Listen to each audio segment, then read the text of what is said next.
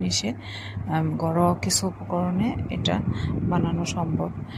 এটাতে তেমন কোনো ঝামেলা নেই বা বাইরে থেকে তেমন কিছু কিনে আনারও ঝামেলা নেই, কিন্তু দোকানের থেকেও কয়েক গুণ বেশি টেস্টি এবং মুচমুচে সিঙ্গারাগুলো না বানালে বুঝতে পারবেন না।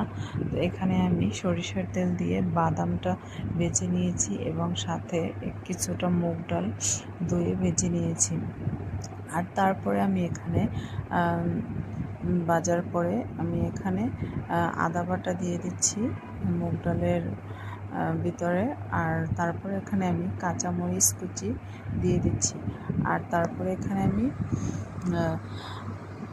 এক এক করে এখানে আমি মরিচের গুঁড়ো, তারপরে লবণ, তারপরে এগুলো দিয়ে একটু নাড়তে থাকবো। আর তারপরে এটা যাতে পুড়ে না যায় তার জন্য একটু পানি ইউজ করেছি এবং তার